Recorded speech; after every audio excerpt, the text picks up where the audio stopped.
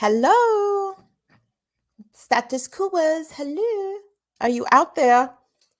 It is I, your friend, your Wednesday friend. It's Kim Brown, here to host another Wednesday of Status Coup News. I'm so excited to be here. Shout out to Jordan Chariton for holding your sis down. Hold on. And then there's things talking behind me. Voila. There we go. Hey, happy Wednesday, everybody. I'm glad to see you come on in here.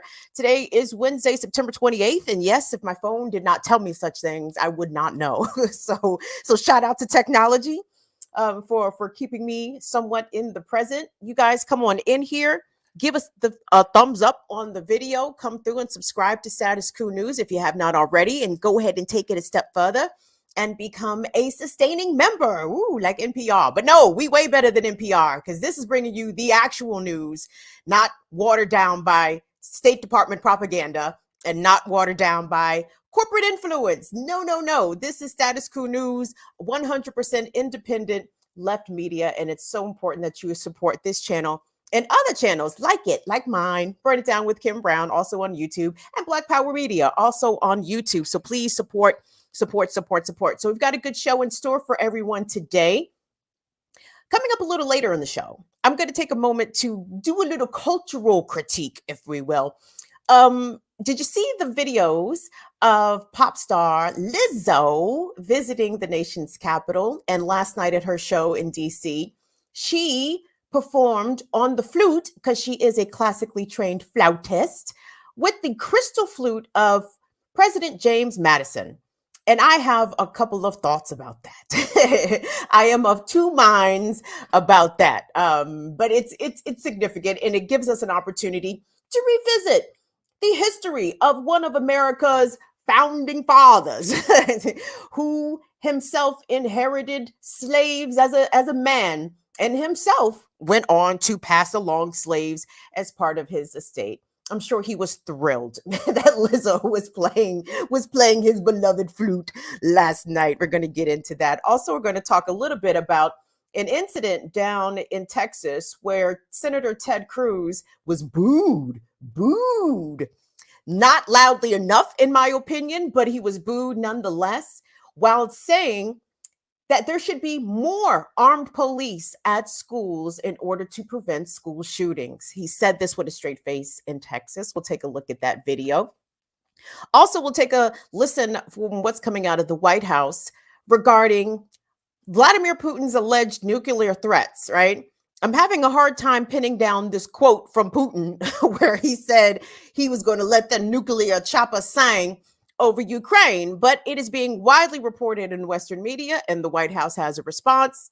Spoiler alert, America is all about it, okay? If there's a chance to ratchet up rhetoric surrounding nuclear strikes, America's with the shits each and every single time, so there's that. But first and foremost, we need to address the terrible, tremendous storm that is over Florida's west coast. Hurricane Ian hit the western peninsula of Florida today as a Category 4 storm with maximum sustained winds of 155 miles per hour. The storm is moving very slowly as it makes its way across the peninsula. We are seeing devastating pictures coming from Sanibel Island, also coming out of Fort Myer, where there are expected 12-foot storm surges. This is a historic storm that will drop an unprecedented amount of rain on the Florida Peninsula. And as we look and see, number one, seeing these storms, these kinds of devastating storms, and again, people in Puerto Rico, Dominican Republic, across the Caribbean are still reeling from the effects of Hurricane Fiona just last week. But here we are dealing with another major storm, this time affecting Florida. Florida Governor Ron DeSantis preemptively declared a state of emergency. He has the support of the federal government. The Biden administration said, yep, we're going to show up. And it's kind of funny in the sense that it's amazing what kind of science Americans believe and what kind of science they disbelieve. So we have been tracking, meteorologists have been tracking this storm in the Gulf and coming across the Atlantic for many days. And people believe that there was a big hurricane coming and they prepared. Yet climate scientists have been screaming, pulling their hair out, literally getting themselves arrested in acts of civil disobedience to bring attention to the climate catastrophe that these major powerful hurricanes are a symptom of. And Americans are like, are you sure? Are you sure? Come on, you've only been studying the issue for 30 years. Surely all this science and data cannot be believed. But people, I hope, did heed the meteorologist's warning about Hurricane Ian. And I want us to hear from the acting director of the National Hurricane Center. And gang, when the nerds get concerned, it is important to listen to the nerds, okay? Now, the nerds take their specific disciplines of study extremely seriously, as well they should. And when the nerds, the science nerds who understand the ways in which life and death can be affected by not only weather, but, you know, a myriad of things, it's important to heed the nerds. And I'm so sorry to this man for just calling him a nerd. I don't know this man is a nerd. He kind of gives me nerd vibes. But in the 21st century, nerd don't have the same connotation as it did once I was growing up. So really, you know, nerd is a compliment. So let's hear from the acting director of the National Hurricane Center when he is describing this historic storm surge that Floridians are going to expect throughout the duration of Hurricane Ian. Let's take a look. Let's go back to the satellite image. You can see the strongest onshore winds to the south here is where the peak surge is going to occur. That's where storm surge occurs, is where the winds are driving into the coastline. And this is magnified in this location because there's a little bit of a sort of a bay, if you will, which encapsulates or funnels the water. And that's why you see here on our forecast, I've been around for a long time, these are big numbers. I haven't seen numbers like this many times in my career. 12 to 18 feet in and around the Charlotte Harbor area. Just a very devastating event starting to unfold, unfortunately, for the residents of Southwest Florida. This is the latest tide station. So this is measuring the water level. So this is measuring the ocean level, if you will. You can see the surge coming up quickly, already in major flood status, which is what this purple area denotes. And it's only going to get worse. This is probably only a fraction of what they're going to get in this portion of the state. So like I said, a really unfortunate and sad situation unfolding for the Naples area and portions of Southwest Florida. That was Jamie Rome from the National Hurricane Center. And when you have lifetime meteorologists and weather trackers and storm trackers say that they have not seen this type of effects from storm surge in their career, that's very significant. And here's the thing, when we talk about climate change and obviously the strengthening of hurricanes like this and the increasing amount of devastation that they inevitably will cause, what we are seeing, according to the scientists, is that hurricanes in the Atlantic are now strengthening at a more rapid pace. They are moving further and further north, right? Think about Hurricane Fiona just this past weekend striking the coast of Nova Scotia and Canada, right? Think about Superstorm Sandy wreaking all kinds of havoc in the New York City metropolitan area and New Jersey as well. So these storms are going to be with us and they are going to be causing more and more damage. Now, what are state governments and the federal governments doing in order to shore up infrastructure to make sure that these storms do not continue to be as costly? I'm concerned that Ian is going to end up costing a lot of money, right? The most expensive in terms of damaging hurricanes have been Katrina, Harvey, that came over the Houston area in Texas not that long ago. And I'm thinking about the 2 Cat 4 storms that struck Lake Charles, Louisiana, 2 summers in a row. I mean, just incredible, incredible things. But where is the money? Where is the money to shore up the stuff? Where is the money to make sure that these barrier islands are further protected? Sanibel Island off the western coast of Florida, 12-foot storm surge, right? And a lot of people didn't even evacuate. Everyone didn't get off the island. So we are sending definitely beyond thoughts and prayers, right? We are sending healing vibes of survival, and, you know, smart vibes for the leaders down there in Florida to do what they need to do. And of course, smarter vibes going up to Washington to stop playing games here.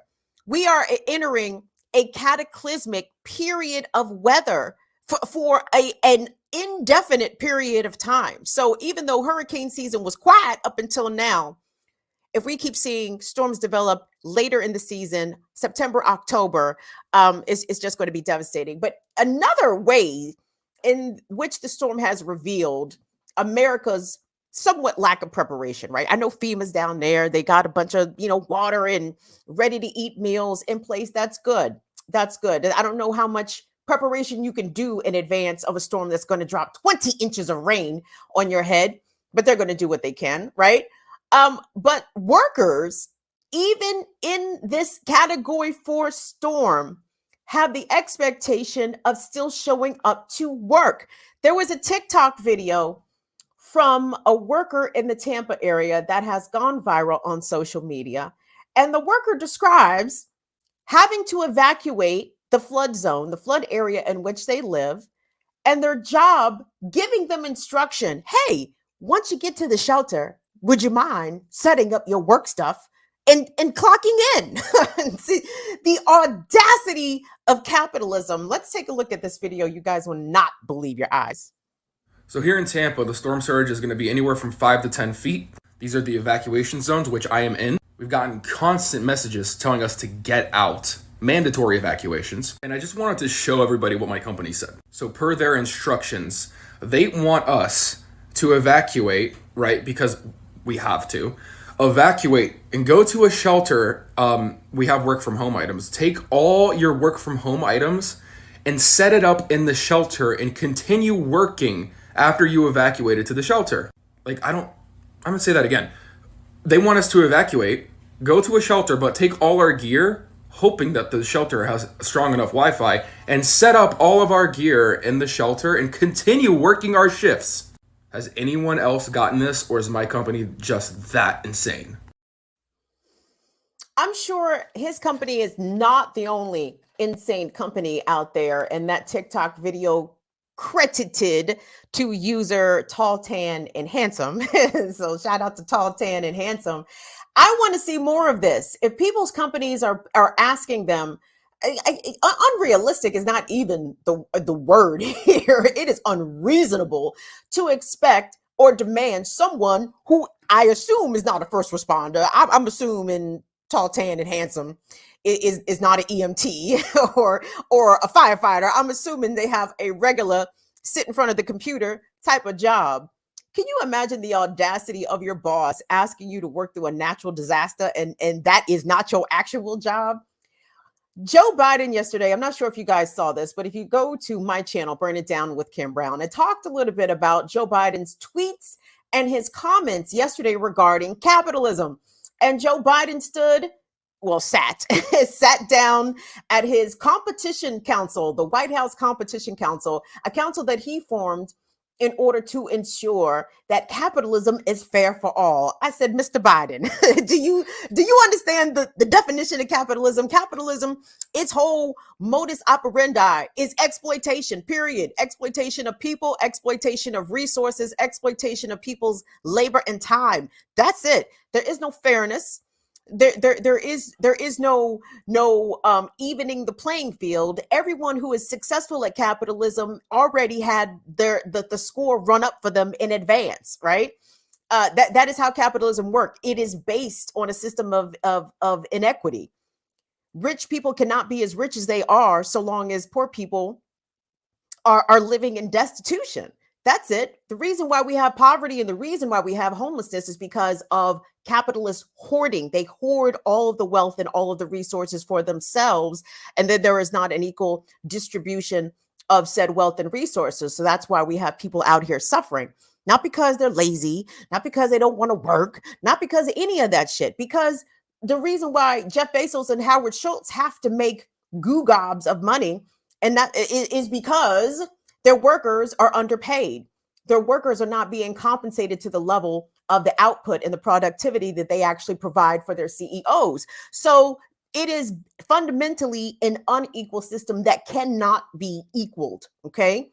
So when I see this poor man, tall, tan, and handsome, this poor fella, tall, tan, and handsome, has to go to a shelter during Category 4 hurricane and be expected to work. Now think about what that must be like for people who are low wage workers or people whose wages certainly do not match the expectation of their job critique or their job criteria, I should say. So looking at Hurricane Ian, with the tornadoes and everything being spawned from it, again, this is a climate disaster, a climate catastrophe, one that is happening right in front of our eyes. I'm not even sure the most prepared state. I'm not even sure if FEMA was fully funded, and I'm not sure the FEMA is not fully funded, but even if all of the resources were there, I don't know how much mitigation you can do about loss of property and hopefully minimizing the loss of life. But it's imperative that people be as smart as they can. Please open up your homes or shelters or anything like that. If you know the elderly, people who are disabled, people who have mobility issues, when these sort of climate catastrophes and disasters happen, it is always the old folks that are forgotten about. It is always the disabled who is forgotten about. People who cannot move themselves, mobilize themselves for either physical disability or outright poverty. These are the people that get forgotten about and that are usually left to die. So what I want to see from the federal government and from the Florida state government is a response to those folks. What have you been doing preemptively to identify those folks, to move those folks to safe shelter, and to make sure that they are able to ride out the storm? You guys, when the power is out, guess what? Your breathing machine doesn't work. When the power is out, your CPAP may not work. When the power is out, a lot of medical equipment that you could rely on to live, that shit don't work. Now what? Now what? America keeps running up the bills on these big storms. What about protecting the most vulnerable amongst us to make sure that they also survive these devastating storms as they continue to come about with some more frequency? Wanted to do that. So that's Hurricane Ian. We want to definitely, again, sending support and strength and love and healing vibes and survival vibes to everyone that is in the path of this devastating Category 4 Hurricane Ian. Status Coupers, do me a favor, go ahead and hit the thumbs up, the like on the video. I don't know if y'all like me. y'all might and y'all might not, but here we are, and we are going to push through the thing regardless. This is what you're going to get until 6. So here we go. Thumbs up, subscribe, support with your membership to Status Coup. It is vital that independent left media outlets get that support and are able to continue to bring you the stories. Jordan does amazing work here on the ground reporting, covering the stories that punk ass MSNBC and CNN usually will not do. And if they do it, they do it half-assed. And they always give politicians the benefit of the doubt. Why? Because CNN wants access. Fuck that. Independent journalists getting these politicians shit because we don't care if you don't like us. So, so do better, politicians. There's that. Let's see where are we headed next here on the dock. So the war in Ukraine, very much still a thing. Did you know?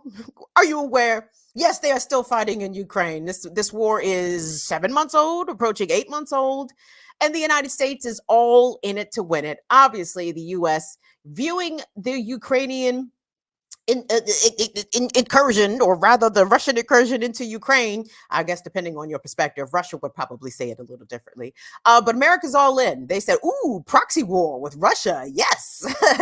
How quickly can we get over there? What y'all need? Tanks, javelins, medicine? Oh, no, y'all don't need medicine. All you want is bullets. Got it. America, we got plenty of bullets and lots of guns to send to Ukraine. Well, the story that happened, I guess, late last week, had to broke over the weekend. And there's a bunch of headlines about Vladimir Putin making nuclear threats to Ukraine. And I have been diligently scouring the interwebs trying to find this quote. Like, I needed to know the quote. Like, what exactly did he say? What were the actual translated words that came out of Putin's mouth? And I clicked on no fewer than 10 articles and nobody wanted to tell me. So that led me to believe that this is probably some propaganda bullshit, right? because I assure you, if there was a direct quote to be offered, I cannot understand why quote unquote reputable news organizations such as ABC News, NBC News, who else did I click? I think I looked at the Washington Post. I looked several places. I said, where is this quote? Unable to find the quote. Now, I'm not saying that the quote does not exist. I'm saying either it has been blown, I won't say blown out of proportion, but I just don't understand why can I find this direct quote. Have y'all seen the quote? Let me look in the chat, because I have been searching high and low. But regardless, it's out there. It's being reported as such. And as a result, the White House has offered a response to this alleged nuclear threat made by Vladimir Putin to Ukraine. But before we get into the White House response, can we just sit here? Can we just put our thinking caps on? Remember when you would be in elementary school and your teacher would tell you to put your thinking cap on? And usually that would require at least a couple moments of silence, some moments of silent reflection. Okay. Now, everybody, I know geography is not America's strongest suit, but I think we got a smart bunch of folks here. You guys can visualize, yes, where Ukraine is on the map and where Ukraine sits on the map relative to Russia, adjacent. Yes, like right next door. So, and we all know how the jet stream generally moves, right? The jet stream moves west to east. Yes.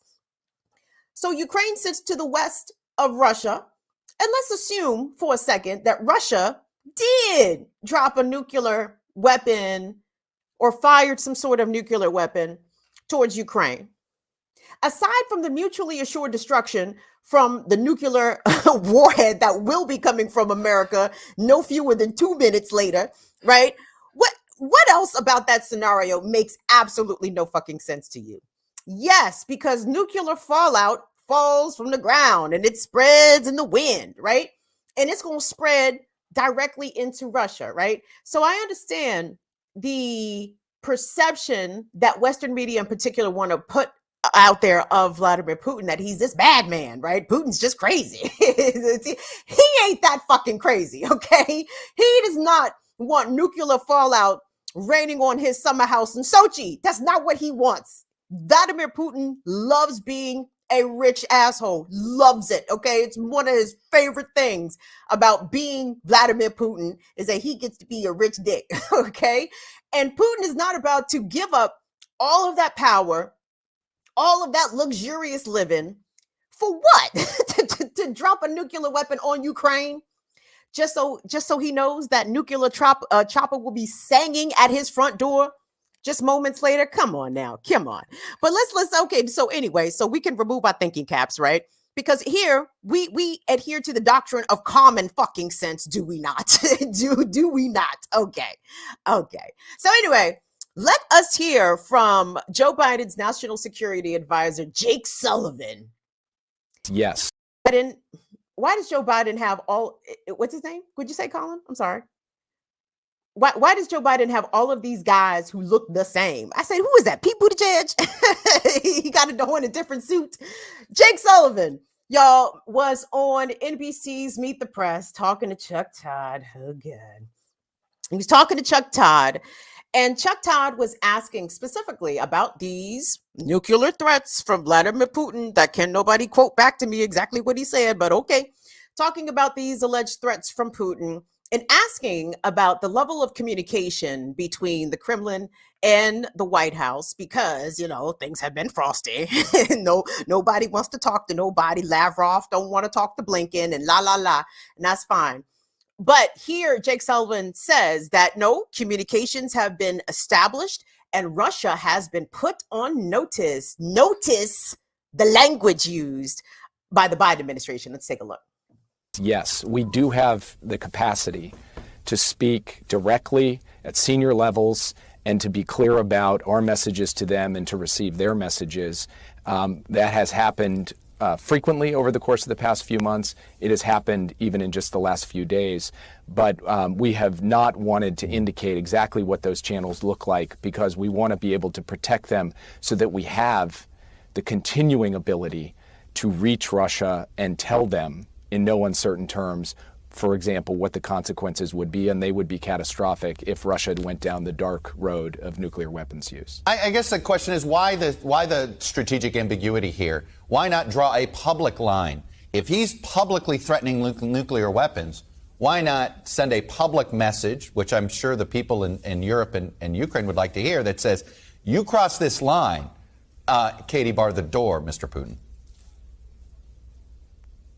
Well, let me say it plainly. If Russia crosses this line, there will be catastrophic consequences for Russia. The United States will respond decisively. Now, in private channels, we have spelled out in greater detail exactly what that would mean. But we want to be able to have the credibility of speaking directly to senior leadership in Russia and laying out for them what the consequences would be without getting into a rhetorical tit-for-tat publicly. But we will not hesitate in saying publicly that there will be catastrophic consequences for Russia You've used if that they word choose twice. to proceed, and the United States and our allies will respond decisively. You've used that word catastrophic just now twice. I assume you will not give more definition to that, but should Putin use the definition of his imagination there? Catastrophic is just that, as bad as he could imagine? Well, Russia understands very well what the United States would do in response to the use of nuclear weapons in Ukraine because we have spelled it out for them. And I will leave it at that today. Well, there's two things there, Jake Sullivan. So Russia does know very well that America means what it says regarding nuclear strikes and nuclear attacks. Do you know why? Anybody? Raise your hand. Because America is the only country in the world to ever use nuclear weapons, okay? And anytime the only one, right? If you, let's say y'all at the party, everybody's at the party. We all are at the party on the block, right? Everybody's chilling. The only person that you know out there that will pull out their gun and start shooting, as if they threaten to start shooting, you should believe that they will absolutely be the ones to start shooting. Why? Because they're the only ones who has ever come and shot up the party before, right? And that is the United States, the shooter up of the party, of the global party. America will let that chopper sing and has made it explicitly clear that, yes, we have in the past, and yes, we will again if things do not go America's way. So if I was Russia, I would believe America. I would absolutely believe Jake Sullivan when he says that the ramifications of nuclear weapons usage on behalf of the Russians would result in a catastrophic response from the United States. Russia should absolutely believe us, okay? And again, going just for the reasons that I outlined before, that's why I don't think that whatever these nuclear threats are, number one, I need to know that he said them, first of all. Second of all, if he did say them, I assure you he does not mean it. He does not mean it. That's just some shit to say, to stir up the people, right? To make Vladimir Zelensky, to give him a little shiver at night so he can't rest well, right? That's for him. That's not for everybody else. Russia is not going to attack Ukraine in that way because they know that mutually assured destruction is a policy doctrine adhered to by both of these nuclear former and current superpowers for over 50 years. Both sides of the table knows what happens once the other one actually fires off that warhead, right? Everybody knows that. So let us not get too excited and too pumped up by the propaganda reportings of the Western media regarding whatever Putin is talking about. Because at the end of the day, questioning what the Russian nuclear arsenal consists of is really an irrelevant conversation. It doesn't really matter what they have. The fact is it in their interest to use these weapons? Like, is it in their actual survival interest to use these weapons? Will Vladimir Putin still be in power if Russia shoots off a nuclear warhead towards Ukraine? And the answer is no. The answer is no, because the Russian people will come get that ass because they're like, Vladimir, right? Vladimir, you have brought all this nuclear fallout over our country. You have basically destroyed Russia, right? So he would face internal pushback and then obviously mutually assured destruction. There would be a nuclear chopper headed his direction ASAP, and then game over for everybody. So don't let the nuclear weapons saber rattling throw you off too much, and pay attention to the White House words, though, because again, even though America has identified, quote unquote, state sponsors of terrorism, on that list included, Iran and North Korea, et cetera, the only country, the only country to literally terrorize every corner of the globe. Rest in peace to Lizzie in a box. Well, the UK obviously gets some mentions in there too, and France, and Belgium, and the Netherlands, and Portugal. But wait a minute, I'm getting ahead of myself here. Everybody knows that America is the biggest bully on the block. Everybody knows that America will and can and will again use atomic and or nuclear weapons to achieve their ends. So let's not be unclear here about who is the biggest aggressor when it comes to nuclear arms. It is this country, not Russia. Moving on. Let's move on down to Texas. Speaking of arms. So, as we know, the issues surrounding gun control in the United States, there is none. There's plenty of issues, but there is no gun control, right? Everybody gets to carry a gun in some form of fashion, and it has caused our society to be horribly violent. We live in a very violent country. We live in a country where school-age children routinely have to engage in classroom drills about what to do when an armed person comes in and starts murdering people. Like, this is standard operating procedure now for American school children. They have to do these things because these incidents are now regular. They are now common. It happens within a frequency that American schools get shot up, that children themselves have to be drilled on how best to survive a mass shooting, which when you deep it is extremely heartbreaking, right? And then there's what's ever going on in Texas, right? After the Uvalde massacre that happened earlier this year, people in Texas have really begun to stand up and speak out about what is being done to protect children in schools. And this just recently happened. There was a conference sponsored by the Texas Tribune, a very good publication out of is Texas Tribune based out of Austin? Independent media out there. Shout out to the Texas Tribune. They do really good reporting. So they hosted a little conference, and they invited Texas Senator Ted Cruz. Ted Cruz showed up, and Ted Cruz sat down and immediately started talking crazy. And I want you guys to listen to the very juvenile way that Ted Cruz, number one, addresses members of the audience, in which there was some vocal pushback to some of the things that Cruz was espousing. But he basically was saying, fund the police, and that we do not have enough police protecting American public schools. And the solution to ending mass shootings is to fund the police. Sounds a lot like Joe Biden, right? Sounds like there's some bipartisanship there betwixt the GOP and the Democrats. But I want you guys to listen to Ted Cruz's comments, and we'll come back and get our thoughts about that. I stood up and laid out, if we want to keep our kids safe, and I desperately want to keep our kids safe, the most effective step we can do is have police officers there to protect them, who can intercept a mass murderer before he gets into the school and stop them.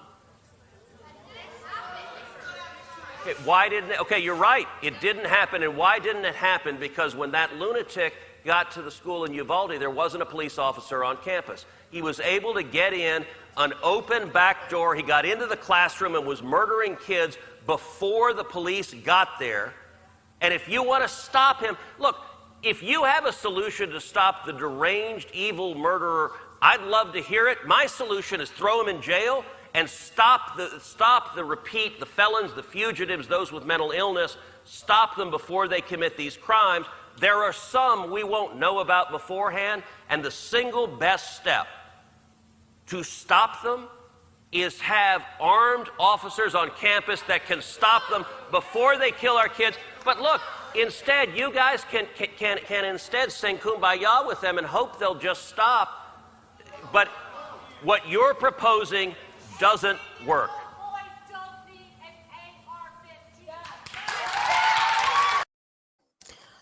So you heard a audience member there. I'm not sure if you heard it clearly or not, but at the very end, they said an 18-year-old boy does not need an AR-15, in which that was met with some applause. And again, I thought they were actually being really nice to Ted Cruz. I thought they should have been very much more rowdy and harsh with Ted Cruz, because after all, that is what he deserves. But he does make a couple of points here. And let me be clear. It's fuck Ted Cruz every day. Okay, make no mistake about that. But he does bring up some valid points. Okay, in places across this country where there are very strict gun laws, he's not wrong. There is way more instances of gun violence. I can attest to that. I live in the state of Maryland.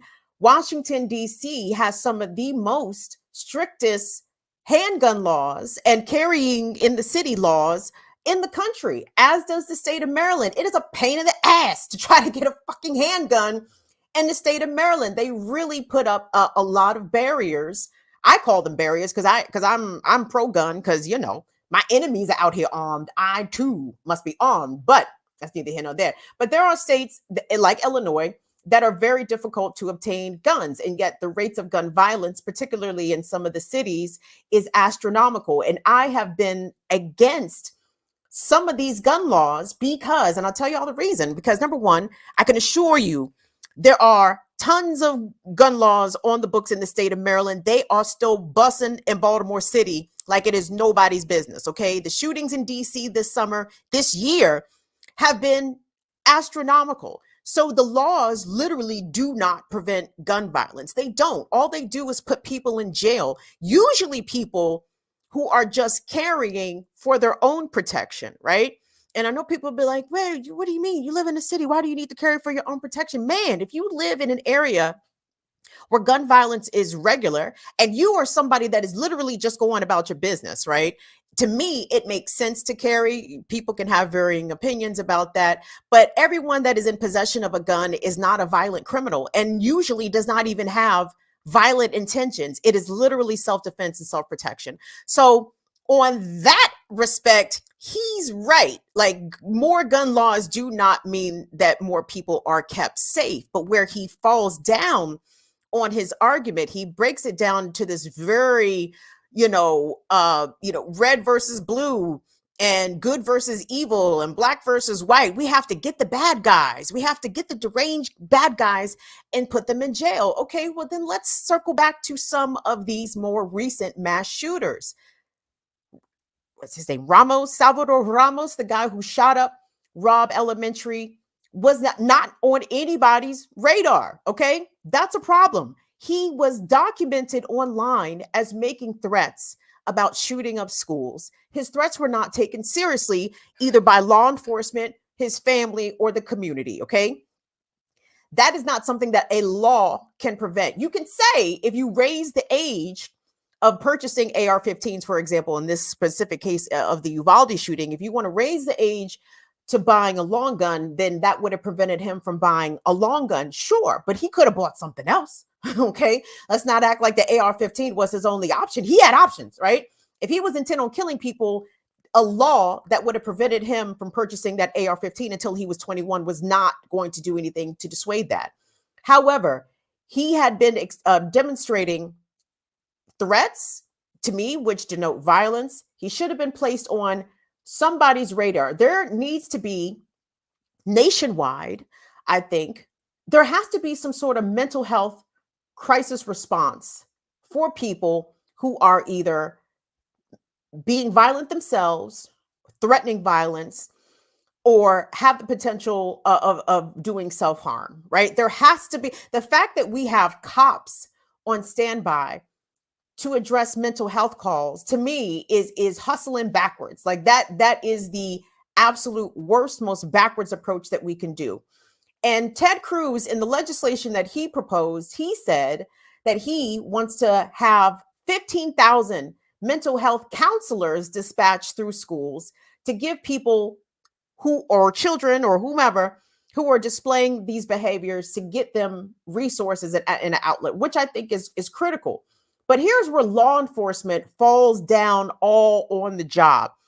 Let's set aside for a moment, even though we could never set it aside, the cowardly response of the Uvalde police and the federal agents that came to Robb Elementary and scrolled on their phones and stood around in the halls with their big guns, busting off no bullets. Meanwhile, children are getting shot up and bleeding out on the floor of their classroom while their teachers sacrifice their lives to save them, okay?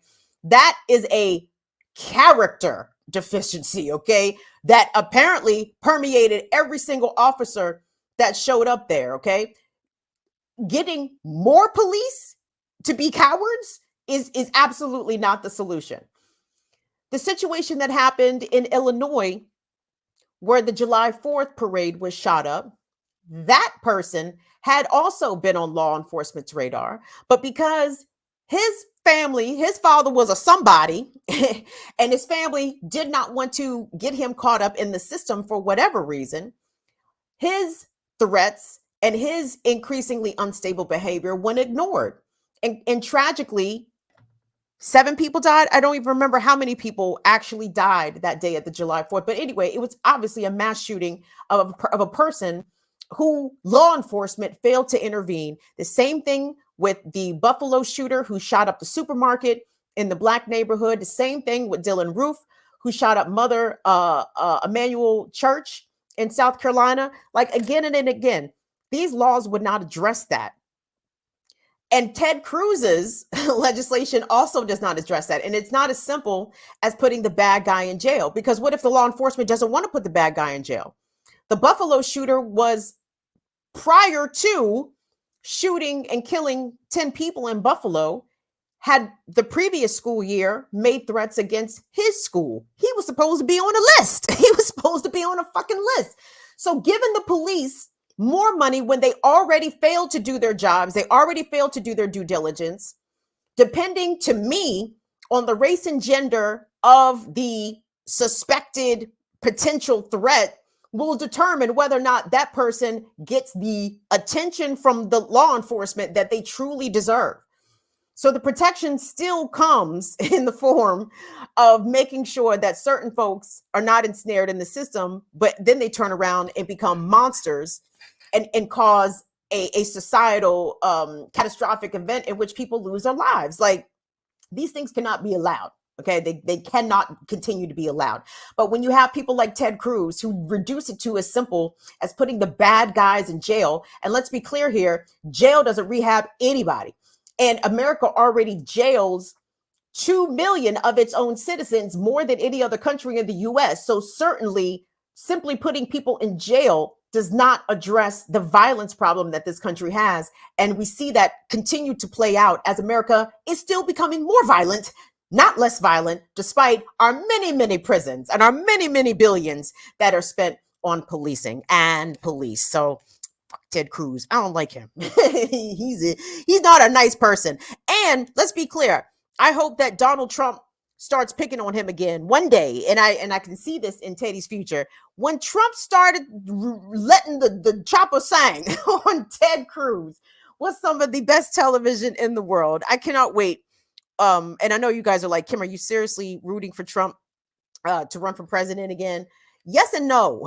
Yes and no. Yes and no. Because the debates, when he starts insulting people, gold. Gold. It does not get much better than that. Status Couers, do us a favor. Give us a thumbs up on the video. Subscribe to the channel. Share the video far and wide so everybody can come over here and get a dose of this actual factual independent news that we have over here at Status Coup. Let's see. Up next. Yes. Let's send this on a high note, shall we? I feel like, am I missing something? I wanted to make a little cultural, commentary about Lizzo. And let me confess here, I don't know a lot about Lizzo's music. It gives me very big, like, jazzercise vibes. Are y'all old enough to remember jazzercise? like happy music that your mamas and your aunties would bounce around to when they sweat into the oldies. I mean, I'm not calling Lizzo's music the oldies, but you understand. It's a bouncy empowerment kind of music. I don't dislike it. I just, it's all right. But Lizzo is a cultural icon, and she really should be, because very seldom do we see confident, sexy, talented presented in her package, right? A fat, darker skinned Black woman who is loud and boisterous and not afraid to demonstrate her sexuality. Like Lizzo is really moving the needle on not only body positivity, but in the ways in which fat girls are viewed sexually, right? Like, big girl, watch out for the big girl. The big girls be beautiful out here, right? So Lizzo is normalizing that, normalizing the sexiness of a bigger body and of a darker hued woman. So shout out to Lizzo. I appreciate that. And whoa, what's going on here? There's things happening. So Lizzo last night, she's on tour, and she came to the DC area. She played at the Capital One Arena. And on social media, she had gotten in touch with the head librarian of the Library of Congress and was invited to the Library of Congress to check out James Madison's Crystal Flute. Ooh, Crystal Flute. Now, Liz O is a classically trained flautist. So Lizzo is not a novice on this flout, And I wanted to take a look at this. And my commentary is of two minds here. But let's look at Lizzo first, and then I'll come back with my 2 cents. Check out Lizzo.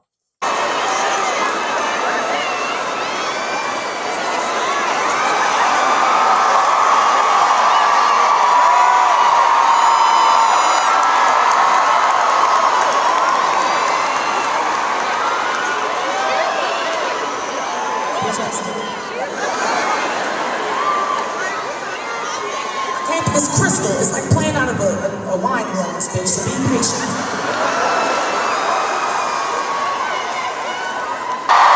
Thank you to the Library of Congress for preserving our history and making history freaking cool. History is freaking cool, you guys. History is freaking cool, Lizzo. She is right about that. History is freaking cool. Because when I saw that, I said, I wonder, are we going to get any updated lessons about President James Madison? Now, sit tight, kids. Let me give y'all a quick little cursory history about your boy, James Madison. So James Madison, former U.S. president, one of the original signers of the Constitution and the Bill of Rights and all that shit. James Madison from Virginia inherited about 100 slaves from his father, right? So James Madison, a rich asshole, right? Who, at least a multi-generational slave owner, because his daddy owned slaves and he owned slaves, and James, upon his death, also passed down his slaves. Now, some people look at slave owners who free their slaves upon their death as good slave owners. No, let's be clear. There were no good slave owners, okay? Like, if enslaved people could not come and go as they please, if they could not leave if they wanted to, I assure you, the slave owner was not a good one, okay? No such thing as a good slave owner. And here's the thing. Because James Madison was who he was, again, slave owner, his Montpelier plantation in Virginia, I think at its height, had over 300 slaves. I might need some historical correction on that, but definitely over 100. When you deep it, I want you to think about the last time you was in a room of 100 people. Now imagine if all of them people belonged to you, okay? If they was all yours, okay? These all, like, when you say my people, you literally meant mines, as in my possessions, their children, and their children's children, all mines. That's all mines, all mines. That was James Madison, okay? A piece of shit. Make no mistake about it. Now, when I saw Lizzo play that flute, I thought two things. On the one hand, I said, I bet you James Madison is looking up from hell and flipping over in his grave, spinning like a top, because how dare one of them darkies pick up his crystal flute The flute that has allegedly never been played, right? I'm assuming he had to play it at least once, but okay. It was a gift to him by an artisan from Paris.